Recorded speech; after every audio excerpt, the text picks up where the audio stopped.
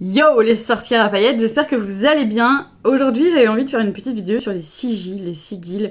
En fait on dit les sigils, mais je crois qu'il y a des gens qui disent les sigils, bref. S-I-G-I-L-S, en même temps. J'aurais mis un titre sur cette vidéo, tu sauras de quoi je te parle. La magie... Alors déjà, j'ai mis une petite pancarte sur Patreon concernant la magie du chaos. Donc faut savoir que la magie du chaos, ça veut pas dire que c'est la magie du bordel. Ce n'est pas ça. La magie du chaos, c'est simplement l'idée que, enfin selon moi, c'est l'idée qu'en fait, tout ce que tu feras toi, à partir du moment où il y a une intention et que ton intention est bonne et va dans le sens de ce que tu es en train de créer, par exemple un talisman, un sigil, sera parfait. Je trouve que ça fait beaucoup plus de sens de travailler comme ça que de suivre des dogmes, par exemple de la Wicca, qui est un courant de sorcellerie, où bah faut faire les trucs à la lettre. Par exemple, si dans ton talisman pour je sais pas, la protection de ta maison par exemple, bah tu as pas telle plante, ça ne marchera pas. Pour moi ça n'est pas cohérent, comme je vous l'ai déjà expliqué sur mes hôtels et tout ça. Pour moi, ce qu'il faut faire, c'est quelque chose qui te parle à toi, puisque la magie en fait elle est en toi, tout est en nous. L'idée c'est vraiment de se dire que c'est notre intention et notre travail et notre connexion et nos liens avec tous ceux avec quoi on travaille qui va faire que ça va fonctionner. C'est pour ça par exemple que sur mon hôtel, je peux mettre des choses qui proviennent de la pop culture, que par exemple je peux travailler avec, comment il s'appelle, Jack de l'étrange Noël de Monsieur Jack que j'adore, que je peux travailler avec des cartes du tarot et c'est pas grave de mélanger les choses, que je peux travailler avec une fleur qui n'est pas donnée comme une fleur plante sorcière, mais qui est pour moi une plante sorcière dans le sens où elle me rappelle mes ancêtres par exemple, ou par exemple, comme là je vais vous montrer des plantes de mon jardin qui du coup pour moi veulent dire quelque chose, puisque c'est des plantes que j'ai plantées. Pour certaines, c'est pas des fonctions, parce que les plantes elles ont pas des fonctions, c'est pas des outils quoi, c'est pas un couteau, ou c'est pas, on va pas se servir d'elles, c'est un mélange. Par exemple, moi, ce que je considère, c'est que mes plantes de mon jardin, je les ai fait pousser, je leur apporte de l'amour, je leur apporte de l'eau, je les bichonne, j'en prends soin. Parfois, dans la terre, je mets des pierres, je laisse des prières dans la terre. Je m'en occupe, tout ça. En échange, ben, quand j'ai besoin de quelque chose, éventuellement, est-ce que je peux vous prendre une petite feuille? Et c'est soit oui, soit non. Alors, quand c'est non, tu ressens dans ton corps physique, le mieux c'est quand même de fermer les yeux et de sentir les choses et d'avoir une connexion avec les choses. Donc il y a des fois où on peut pas parce qu'on n'a pas de jardin, parce que blablablou. Le mieux c'est quand même d'aller au marché, de trouver des légumes frais, de faire sécher soi-même ses petites plantes et tout ça, d'aller en forêt, de connecter en fait avec les choses qui sont autour de nous. Aussi, ce que je vous invite à faire au niveau des rituels et aussi du fonctionnement des plantes. Moi je sais que ma maman, elle est une sorcière mine de rien, dans le sens où elle fait plein de choses. Par exemple, enfin là je vais pas avoir d'idée, mais quand on prend un bain, elle mettait du sel dedans. Quand quand on avait mal à la gorge, elle faisait une tisane de verveine. Enfin, vous voyez ce que je veux dire? Parce que c'est des choses que sa grand-mère faisait, que sa mère faisait. Donc en fait, ça, connectez-vous à ça si c'est possible pour vous. Alors c'est marrant, c'est souvent les femmes qui portent ces connaissances-là. Mais c'est vrai que demandez à votre famille, par exemple, quels sont les usages et coutumes, quoi, qu'elles ont fait. Par exemple, ma grand-mère, bon, malheureusement, elle a arrêté quand c'était mon tour. Je vous laisse imaginer la répercussion psychologique. Mais à chaque nouvel an, à chaque Noël, elle collectionnait toute l'année des pièces de 5 euros, de 5 francs. Elle a arrêté quand c'est passé aux euros en fait. Et ils se distribuaient entre cousins les pièces. Enfin tu vois, en fait c'est des trucs un peu cons. Mais du coup pour toi, une pièce de 5 francs, ça sera la pièce que ta grand-mère te donnait à Noël, à partager avec les cousins. C'était le fruit de son travail, c'était une offrande qu'elle vous faisait. Voilà. C'est ça que je veux absolument vous faire entendre, parce que en fait c'est difficile ce mot sorcière. Parce qu'on se dit toujours, ah ouais mais je suis pas légitime parce que par exemple je fais pas de ronde à la nuit toute nue et je mets pas la bonne plante qui avait écrit dans la recette. C'est pour ça que la Chaos Magic est absolument formidable, c'est que elle parle à ton cœur. Donc tu es une sorcière si tu décides que tu t'es connecté aux éléments, que tu fais en sorte que tous tes gestes, alors pas tous, hein, mais que la plupart de tes gestes soient réfléchis et que tu fasses les choses en conscience. Que par exemple quand tu achètes quelque chose, bah, tu fais attention à ce quelque chose, que tu préserves ton environnement. Pour moi, l'écoféminisme, c'est de la sorcellerie. Pour moi, se rapprocher du côté naturel, genre, bah ouais, enfin, je sais pas si j'arrive à m'exprimer. C'est compliqué parce que c'est vrai que le fait d'être une sorcière, on se sent pas légitime parce qu'on fait pas comme ci, pas comme ça. Ah ouais, mais j'ai vu sur internet, elle fait ça, c'est impressionnant. Bah par exemple, je suis le Patreon, alors c'est pas un Patreon, mais de Mystic Moons, qui fait de la magie saisonnière. Elle fait des rituels hyper longs, des trucs comme ça, que moi je ne fais pas. Ça veut pas dire qu'elle est plus une sorcière que moi, ça veut dire qu'elle a un travail lié à la sorcellerie qui est différent de moi. Pourtant, je pense pas qu'on puisse faire une compétition de sorcières. Tout ça pour vous dire que vous aurez votre propre magie, vous aurez vos propres ingrédients connectés à votre lieu de vie et vous aurez vos propres correspondances. Correspondance, c'est-à-dire bah, pour toi le dimanche, c'est pas le jour du soleil, pour toi le dimanche c'est le jour du repos, donc tu vas travailler sur l'introspection par exemple, c'est quelque chose qui te parle, bah, et ben c'est parfait. Voilà qu'est-ce que je voulais te dire. Bon, je ne vais pas vous cacher que je passe mon permis samedi. J'ai envie de pleurer en vous le disant, puisque c'est huge pour moi. C'est genre le truc d'une vie. Bon, ok, j'ai que 35 ans, mais quand même. Si je l'ai, il y a vraiment quelque chose qui... Bon, voilà. Voilà. Pour moi, c'est vraiment le passage à l'âge adulte. C'est vraiment... Et c'est ouf, parce que j'ai mon beau-père au téléphone tout à l'heure. Hein, je lui dis, oui, bon, bah là, j'espère bientôt avoir mon permis. Il me dit, bah oui, t'es plus une petite fille quand même. C'est bon, tu vas y arriver. J'étais là, genre... Oh, fuck. Bref. Appuyez là où ça fait mal, tu sais. Univers. Et en conduisant, j'ai vu devant moi un camion avec écrit « L'univers du sommeil ».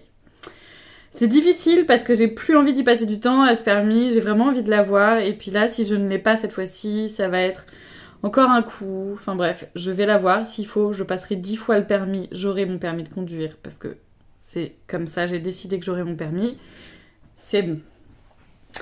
Pour ce faire, j'ai plusieurs choses en tête et j'ai fait un sigil que je vais mettre, que je me tatouerai le jour de mon examen de conduite, mais que je vais également mettre dans un sachet sorcière, talisman, vous appelez ça comme vous voulez, sur lequel j'ai mis un petit pendentif que j'aime, qui est le cœur sacré, donc très religieux, mais moi j'aime bien Jésus, tout ça, c'est ma... J'ai été élevée comme ça, donc c'est mon truc, tu vois. J'y connais rien en truc celtique ou en truc druidique ou en truc machin, mais par contre Jésus, Marie, tout ça, ça me parle assez. D'ailleurs, vous êtes posé sur la Vierge Marie et sur Sainte Thérèse que j'ai volé dans les églises, mais j'ai donné de l'argent quand même pour les prendre. À quoi ça sert de faire un sigil? De faire un sigil, en fait, c'est pour que tu déposes une intention dans un dessin. Donc tu peux aussi poser une intention dans un talisman et dans un bijou, évidemment. D'ailleurs, quand on va faire l'atelier sur les malas, j'ai vraiment envie que l'idée que ce soit un bijou rituel. Je rote, ça sort. J'ai vraiment envie que ce soit un bijou rituel, donc voilà. J'ai fait un sigil. Comment j'ai fait ça? On peut faire un sigil comme on veut. S'il y a un truc qui vous branche, par exemple vous prenez 3 runes, 2 runes, 1 rune et vous rajoutez une lune, c'est un sigil. À partir du moment où vous mettez une intention dedans, voilà. Il y a des gens qui disent les sigils, il faut les fabriquer et ensuite il faut les oublier pour qu'ils partent à l'univers et que toi tu sortes cette intention de ta tête et qu'en fait du coup le fait de la poser sur papier, c'est comme dans un cercle de parole, tu déposes ton intention et elle s'envole dans l'univers et elle est plus dans ta tête. Faut sortir ça de ton esprit. D'autres personnes vont plutôt garder les sigils vers eux tant que l'intention, par exemple je veux gagner 200 €, ne sera pas terminée, tu vois. Donc ça, je vous invite à aller faire vos recherches aussi sur internet et tout. Franchement, vous êtes libre de faire ce que vous voulez. Moi personnellement, je les garde avec moi, les sigils, et quand c'est fait, je les enterre. Donc j'avais envie un petit peu de vous montrer le sigil que j'avais fait. Donc soit un dessin random, soit tout ce que vous voulez. Moi, ce que j'ai fait. J'ai écrit je veux... Je sais plus ce que j'ai écrit. Je veux avoir mon permis de conduire. Donc voilà. Donc je veux avoir mon permis de conduire. J'enlève toutes les consonnes, enfin les voyelles. Je sais jamais A, E, I, O, U, Y. Je les barre. Donc j'ai barré les E, j'ai barré le U, le O, le I, enfin bon. Ça me garde ça. Ça me garde des lettres qui sont J, V, X, V, R, M, N, P. C'est je veux avoir mon permis de conduire. Ces lettres-là, donc ça c'est une manière de faire un sigil, hein, mais on peut faire des millions de manières. Je vous dis des runes, des mots, des dessins, de ce que vous voulez, enfin vous faites ce que vous voulez. Et je vais invoquer la force de l'impératrice pour avoir mon permis. Donc on aurait pu penser que j'aurais plutôt pensé au chariot. Non, le chariot il avance pas, il est coincé. Autant te dire que moi je veux avancer. Donc j'ai pris l'impératrice. C'est drôle parce que j'ai tiré la force. Quand j'ai demandé quelle carte prendre, j'ai tiré la force. Mais j'avais pas envie, j'avais envie de l'impératrice. Alors peut-être que je me trompe et que j'aurais dû prendre la force. Mais tant pis, je considère que la force c'était un petit comme ça sur mon... Un petit coucou sur mon chemin en me disant tu es forte. Tu peux dompter tout ça. Pourquoi j'ai pris l'impératrice? Parce que pour moi l'impératrice c'est vraiment incarner qui on est. C'est vraiment la femme puissante. C'est vraiment... Alors elle peut être très dure, très froide, mais c'est justement un peu la force que j'ai envie d'appeler en moi. C'est un peu le... Alors après dans la magie du chaos il y a aussi les entités qu'on peut créer. Donc ça on en reparlera. Et c'est assez drôle parce que j'ai senti qu'elle était là quand je suis allée à mon cours de conduite aujourd'hui. Je l'ai senti derrière moi, à ma droite. J'ai senti la force de l'impératrice derrière moi, à ma droite. Et ça m'a beaucoup émue. Alors bon, il y a peut-être des gens qui vont trouver que c'est perché tout ça. Hein. Franchement, ouvrez votre esprit, c'est pas grave. En fait, créer une entité, je vous en reparlerai. Donc là, je l'ai pas créé l'impératrice. J'ai utilisé une entité déjà existante. Mais j'aurais pu créer une entité inventée. J'aurais pu créer... Par exemple, quelqu'un que je trouve forte. J'ai pensé à utiliser Princesse Mononoke des studios Ghibli pour m'accompagner pour la force comme ça, le féminin puissant et tout ça, la souveraineté, machin. Mais j'ai eu envie de travailler avec quelque chose qui était existant et qui avait un égrégore autour d'elle et l'impératrice.